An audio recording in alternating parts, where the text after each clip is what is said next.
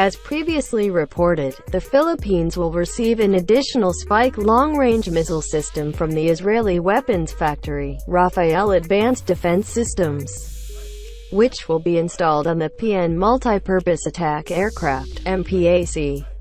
The Philippines previously had a Spike missile system, along with an AgustaWestland AW-109 attack helicopter and a Spike missile system which was planned to be installed also on a multi-purpose attack aircraft, MPAC. Spike is an Israeli fire-and-forget guided anti-tank missile and anti-personnel missile with a cost-tandem heat warhead, currently in its fourth generation. It was developed and designed by Israeli company Rafael Advanced Defense Systems. It is available in man-portable, vehicle-launched, and helicopter-launched variants.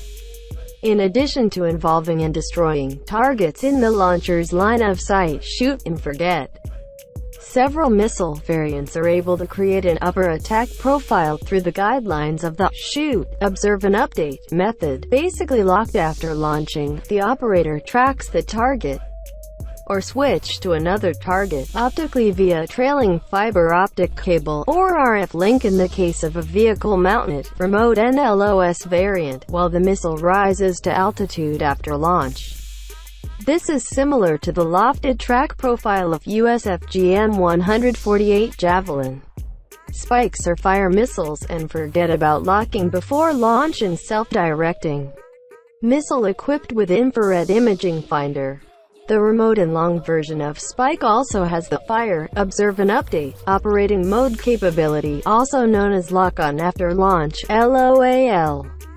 The missile is connected by a fiber optic cable that is wound between the launch position and the missile. With this, the operator can obtain a target if it does not face the operator at launch, divert targets in flight, or compensate for the target's movements if the missile does not track the target for some reason. Therefore, missiles can be fired speculatively to target opportunities, or to provide observations on the other side of obstacles. The missile has a soft launch capability, the motor shot after the missile has left the launcher, which allows the missile to be fired from confined spaces, which is a necessity in city warfare. The missile uses a tandem warhead consisting of two shaped charges, a precursor warhead to blow up any explosive reactive armor, and a primary warhead to penetrate the underlying armor. At present, it is replacing old-generation second-generation anti-tank missiles such as Milan and M47 Dragon in the armies of user countries. Spike missiles are also equipped with heat-chasing technology.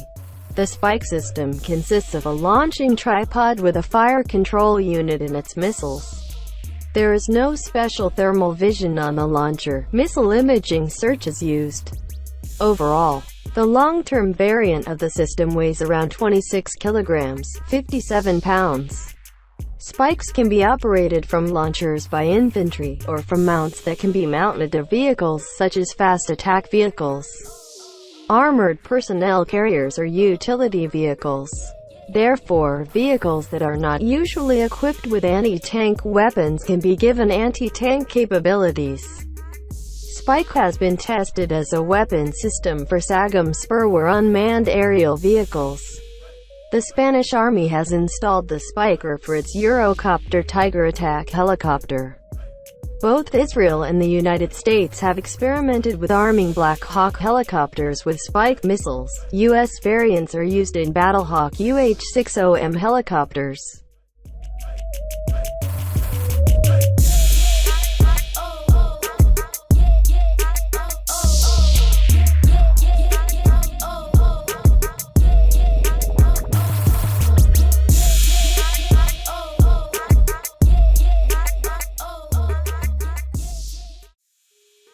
Tulad ng nauna nang iniulat, ang Pilipinas ay makakatanggap ng isang karagdagang sistema ng misil ng long-range na Spike mula sa pabrika ng sandata ng Israel, ang Rafael Advanced Defense Systems, na may install sa PN Multipurpose Attack Aircraft, MPAC. Nauna ang Pilipinas ay mayroong isang sistema ng misil ng Spike.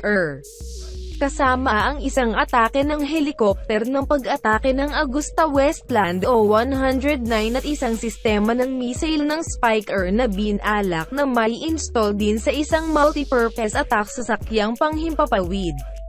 MPAC.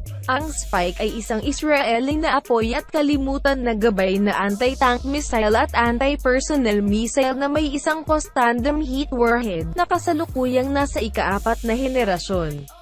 Ito ay binuo at dinisenyo ng Israeli kumpanya na Rafael Advanced Defense Systems. Magagamit ito sa man-portable, inilunsad ang sasakyan, at mga variant na inilunsad ng helikopter. Bilang karagdagan sa pagkakasangkot at pagsira ng mga target sa linya ng paningin ng launcher, shoot and forget.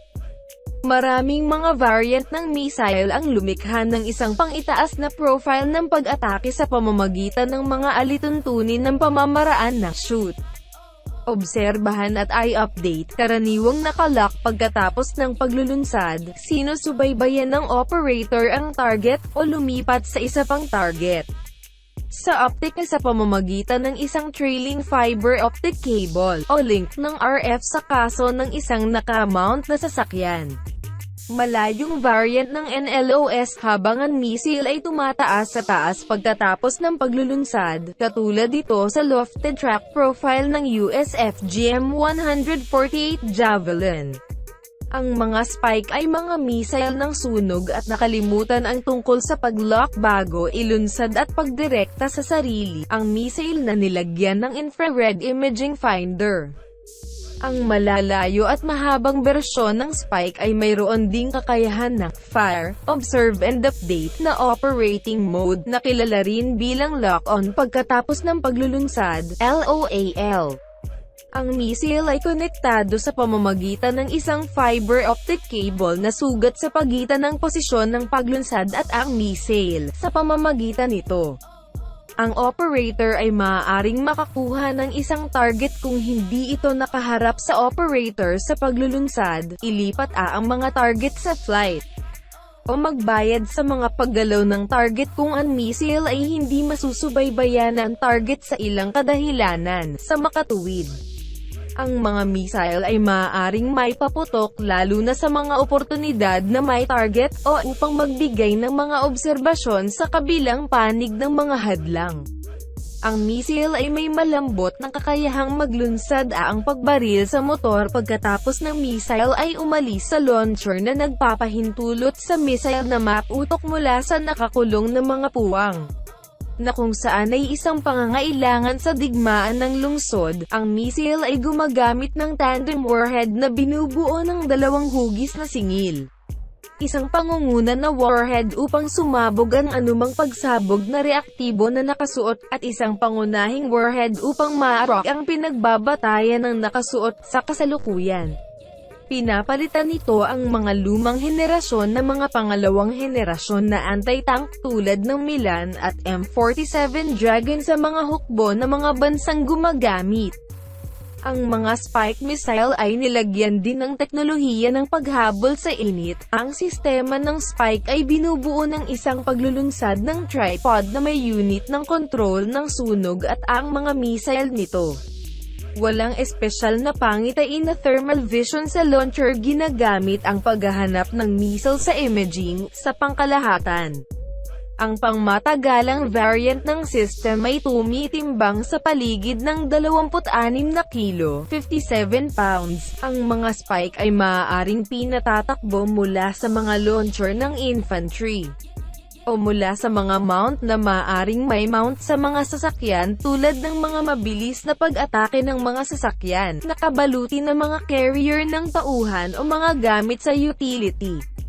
Sa makatuwid, ang mga sasakyan na hindi karaniwang gamit ng mga armas na anti-tank ay maaaring mabigyan ng mga kakayahan na anti-tank. Ang Spike ay nasubak bilang isang sistema ng armas para sa SAGMs per war na walang sasakyan na mga sasakyang panghimpapawid. Ang Spanish Army ay nag-install ng Spiker para sa kanyang Eurocopter Tiger attack helicopter. Parehong Israel at Estados Unidos ay nag-eksperimento sa pag-arm ng mga helikopter ng Black Hawk na may mga missile ng Spike. Ang mga variant ng US ay ginagamit sa mga helikopter ng Battlehawk UH-60M.